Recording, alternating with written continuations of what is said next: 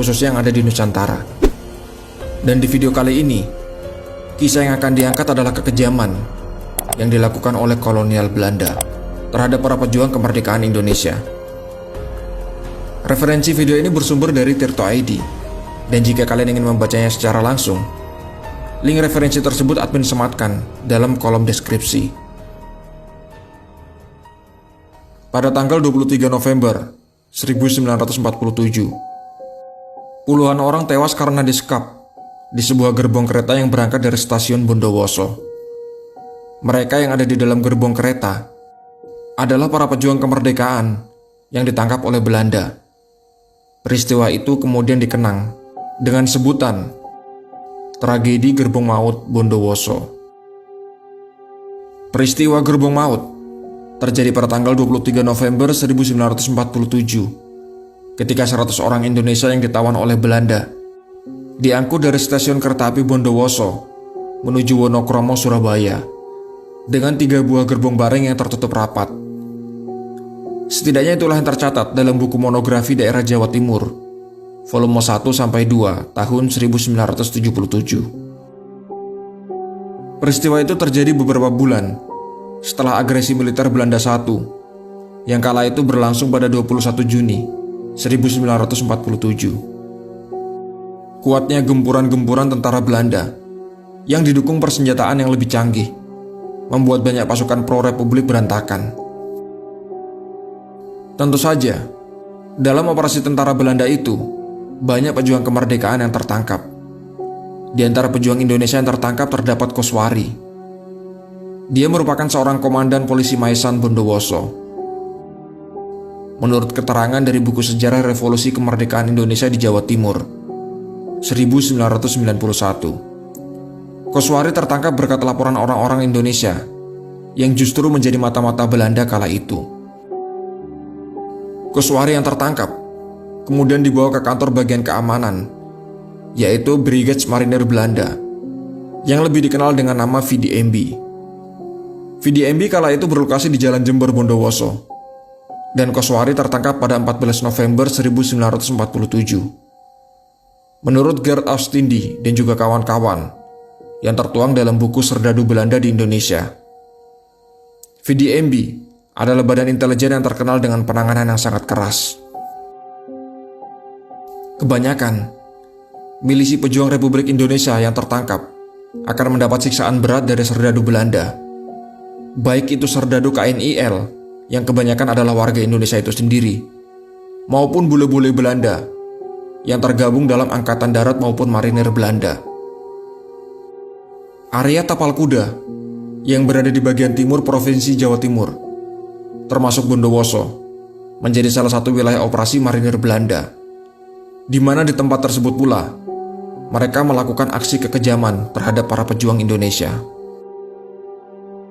Koswari sendiri tak luput dari penyiksaan serdadu Belanda dari kantor VDMB di Jalan Jember pada 15 November. Bersama tawanan lain, Koswari digelandang ke penjara Bondowoso.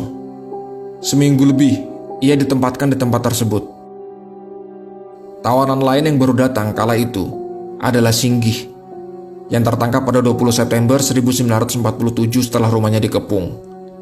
Selain disiksa, ia pun disekap berhari-hari dalam WC. Setelah dirasa cukup disekap dalam WC, Singgih lalu disatukan dengan tawanan lain, yang nantinya mereka akan dikirim ke penjara Bondowoso. Para tawanan kala itu masih diberi makan oleh para penjaga, setidaknya sampai Sabtu sore pada tanggal 22 November 1947. Setelah makan, mereka dimasukkan ke dalam sel masing-masing. Beberapa tawanan ada yang mulai sibuk berkemas, walau mereka sebenarnya tidak tahu akan dipindahkan kemana. Mereka juga tidak tahu jika makan sore itu akan menjadi makan terakhir mereka.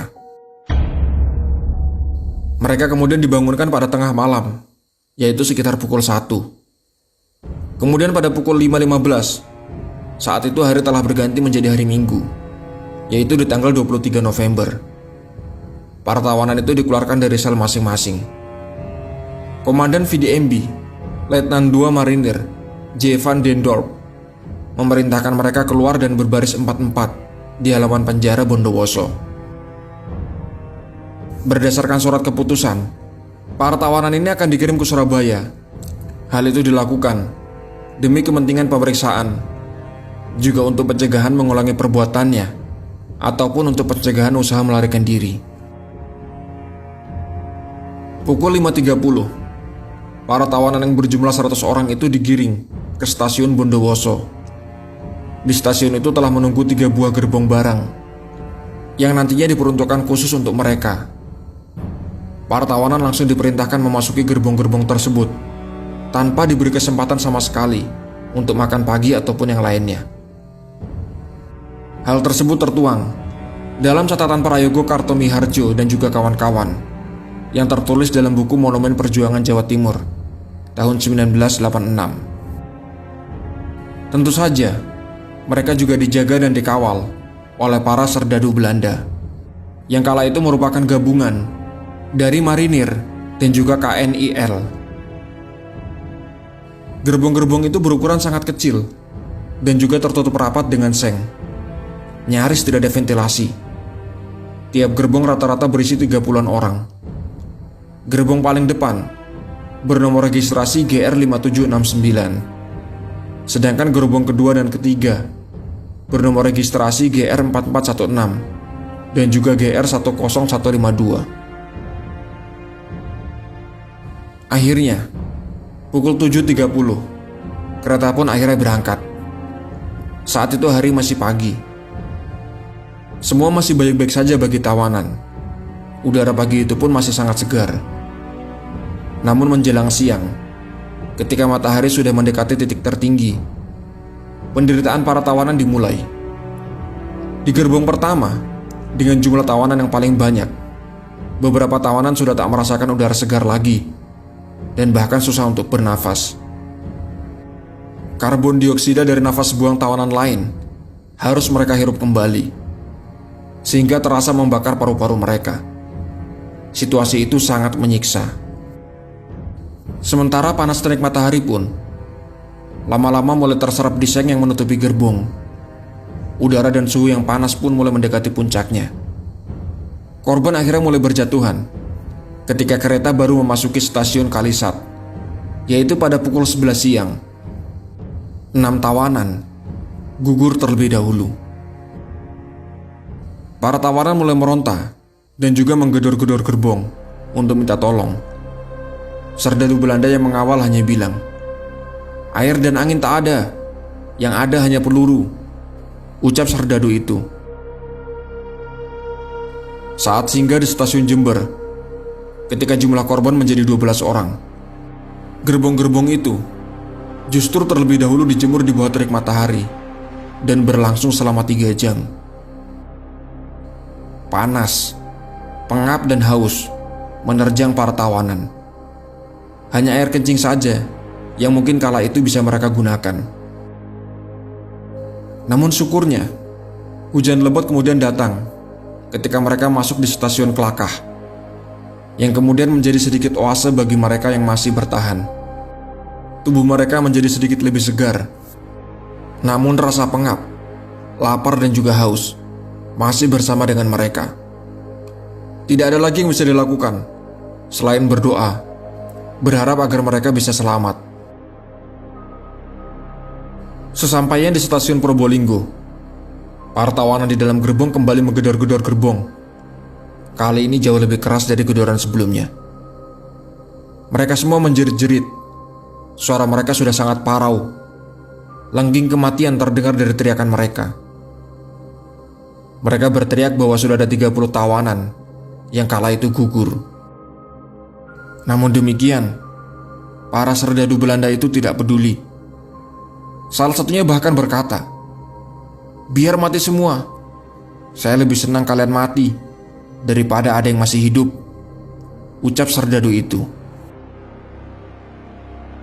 Setelah sekitar 15 jam tersiksa di dalam gerbong maut itu, mereka pun akhirnya tiba di stasiun terakhir, yaitu stasiun Wonokromo. Total korban yang tewas sudah menjadi 46 orang. Menurut buku Monumen Perjuangan Jawa Timur, di antara mereka yang masih hidup, 12 orang di antaranya sakit parah, 30 lemas tak berdaya, dan hanya 12 orang yang kala itu dianggap benar-benar sehat. Kuswari termasuk yang sakit parah. Mereka yang masih hidup pun akhirnya dijebloskan ke penjara Bubutan. Mereka tak diperbolehkan mendekat satu sama lain dan dipenjara selama beberapa bulan. Di antaranya baru dibebaskan pada tahun berikutnya.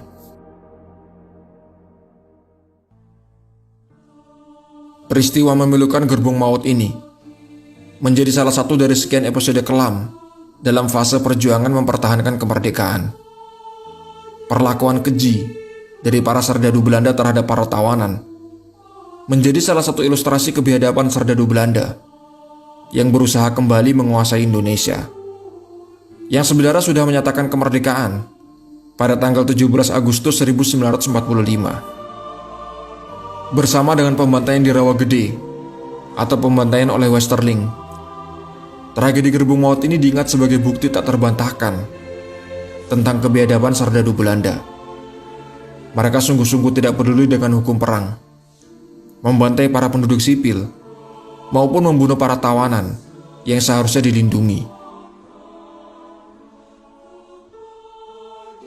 Itulah kisah gugurnya 46 pejuang dalam sebuah gerbong kereta.